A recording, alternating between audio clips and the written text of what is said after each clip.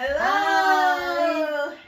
It's way back again. This is Trisha Naguil, Amina Hines, and we are continuing today on our segment on PTSD or post-traumatic stress disorder.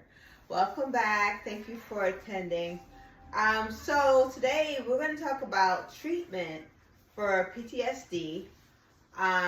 We're going to talk about treatment with professionals, and then we're going to give you some tips and tricks to manage symptoms yourself. So the number one professional therapy that's used is psychotherapy. Medications is also used. And then there's CBT, CPT, EMDR, NET, and prolonged exposure. And Tratina is going to tell you what they stand for and what they each represent and what they mean. These 4 recommendations are strongly recommended to help people with PTSD. Okay, it is an intervention to help us to learn how to function on a daily basis. CBT, the category encompass various types and elements of therapies, while cognitive processing therapy, cognitive therapy, and prolonged exposure are all or more specialized treatments that focus on particular aspect of CBT intervention. Now let me tell you what CBT is. CBT therapy is a therapy that forms a relationship among thoughts, feelings, and behavior. It targets all those problems and symptoms and focus on changing patterns of behavior, thoughts, and feeling that leads to be difficult in functioning in our daily lives. That is called cognitive behavior therapy, CBT. Cognitive processing therapy, CPT, which is a process that specifies specific type of cognitive behaviors therapy that helps patients learn how to modify and challenge unhelpful beliefs related to their trauma. That is called cognitive processing therapy, CBT. Cognitive therapy derived from the cognitive behavior and therapy. Cognitive therapy entails modifying the systematic evaluation and memories of trauma. So that means your memories and of your trauma, the trauma that have, the memories of your trauma, the cause of that trauma is constantly in your mind, and goes on and on and on, and you cannot get rid of it. And it's persistence.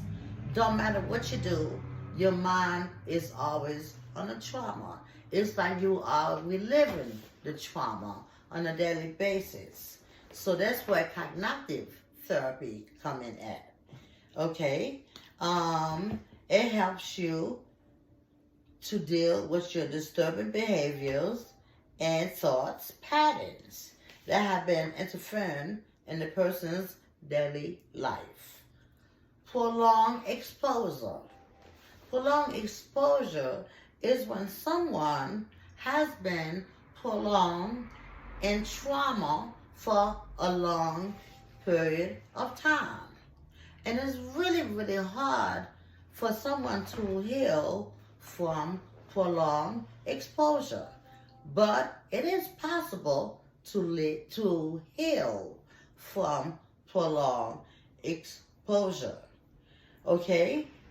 Prolonged exposure approaches trauma related with memories, feelings, and situations by facing what has been avoided. A person presumably learns that trauma-related memories and cures are not dangerous and do not need to be avoided.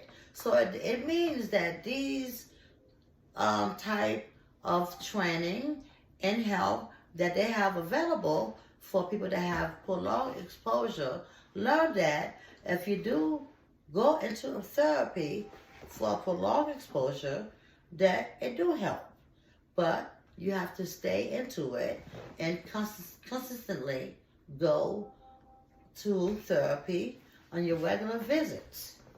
Conditionally recommended free psychotherapy therapies and full medication are conditionally recommended interventions that receive conditional recommendations. All have evidence that indicate they can lead to good treatment outcomes. However, the evidence may not be strong, or the balance of treatment benefits possibly harm may less favorably, or intervention may less applicable across treatment setting or subgroups individuals with PTSD. Okay, what it's saying that each individual learn differently, the outcome might be differently, okay, and each person might have a favorite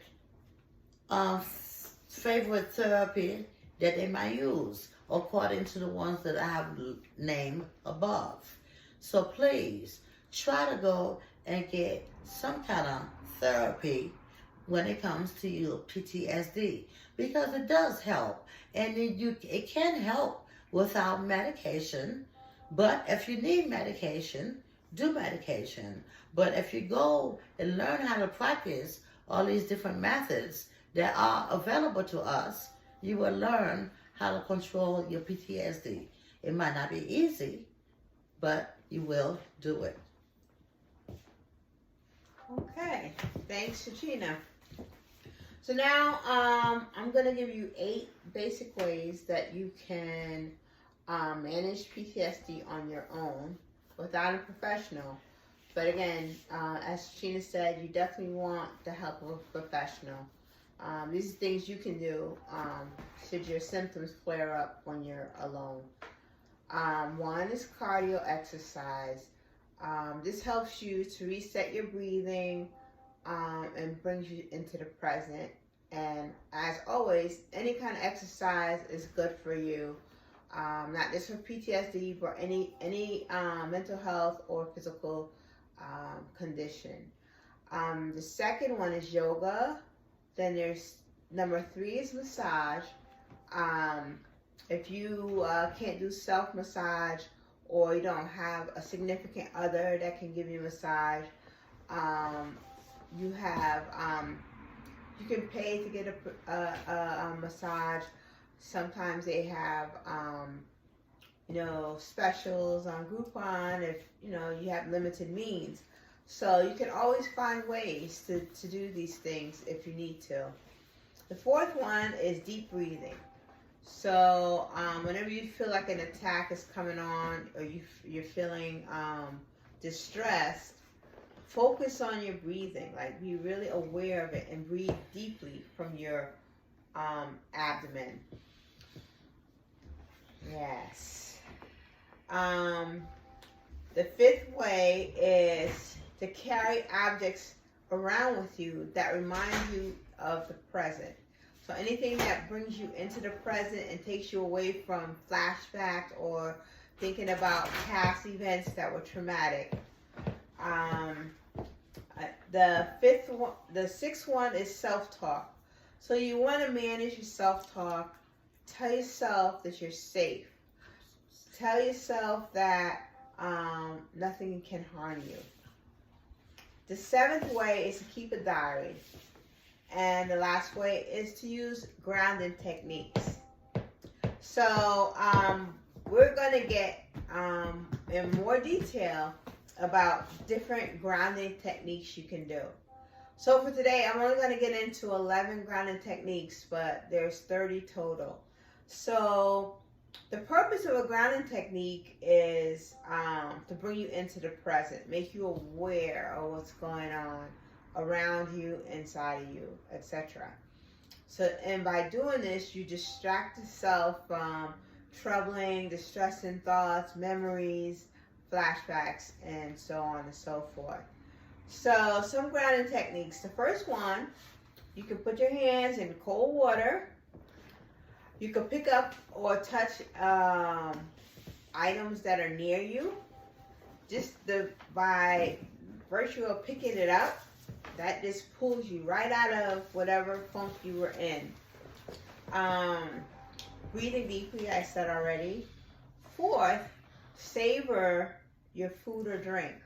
So when you're eating, you want to taste the flavors. Be aware of the flavors. Be aware of the temperature. Be aware of the texture of the food.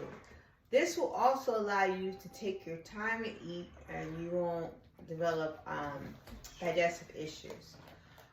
Taking short walks, holding a piece of ice. If that doesn't jar you out of negative or troubling thoughts, I don't know what will.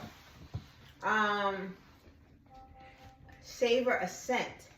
So aromatherapy is really helpful, and what that does is that also makes you aware of what's going on around you. You also want to move your body. So you can do stretches, you can do jumping jacks, jump rope, jog in place, or jump up and down.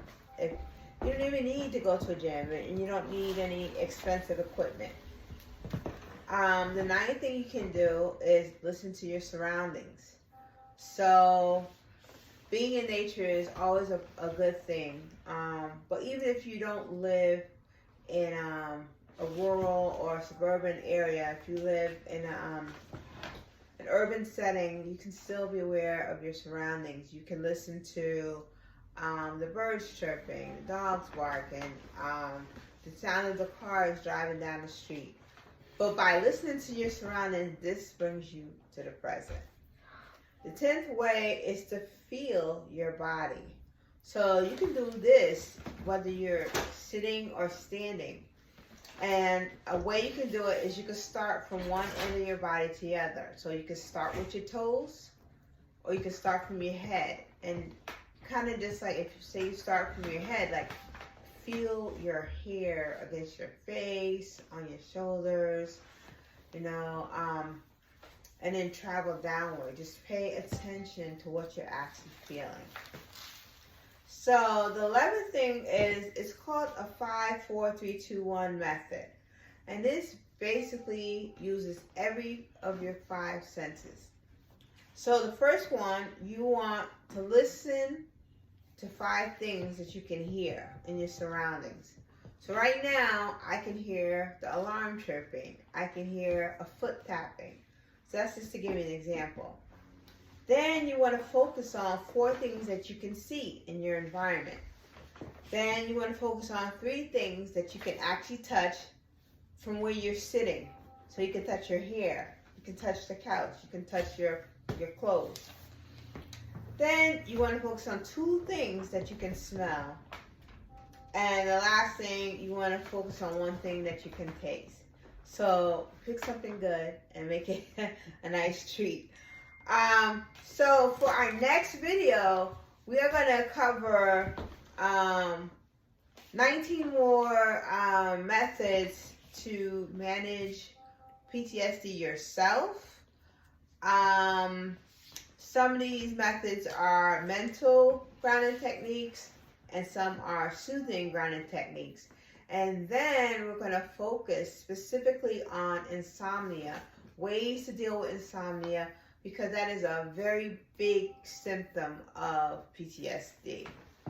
And we will be doing a segment on teens and PTSD, what parents need to look for, symptoms, all that, treatment and experiences.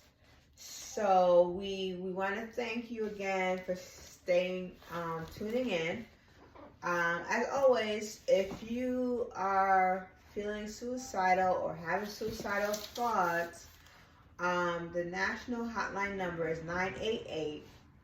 Or if you prefer to communicate by text, you can type in 741-741. Sheena?